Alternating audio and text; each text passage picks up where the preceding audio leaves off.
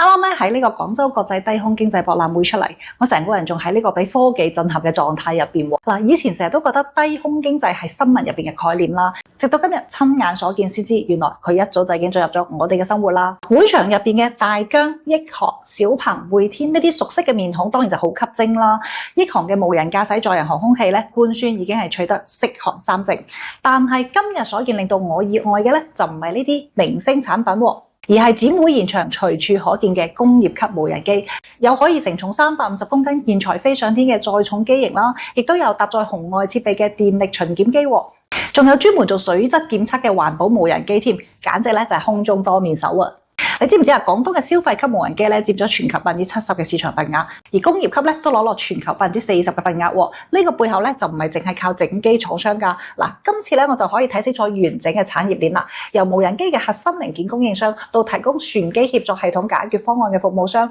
再到搭建低空通訊網絡嘅通訊企業啦，每個環節都藏住硬實力㗎。嗱，仲有嗰啲低空安全衛士啦。嗱，有展商喺現場就介紹咗低空感知設備，智能嘅激光雷達咧就可以750米外精準捕捉無人機，就算係雨霧天咧都唔影響嘅喎。仲有嗰啲反制系統啊，0.8秒就可以鎖定黑飛目標，由探測到攔截一氣呵成嘅。嗱，以前就覺得無人機只不過噱頭啦，咁直到今日先知，其實佢哋早就喺電力巡檢入邊將效率提升咗3倍，喺農業植保入邊將農藥用量降咗40成，甚至喺山區救援入邊搶下黃金15分鐘。而廣州咧就喺度建緊呢個低空產業園啦，仲設咗8億創投基金添，政策同技術相加持，呢個低空經濟想唔火爆都難啦。現場我仲免費體驗咗 VR， 過咗鋪遊戲癮添。所謂嘅未來出行咧，從來都唔係突然降臨嘅驚喜。你準備好迎接呢個識飛嘅時代未啊？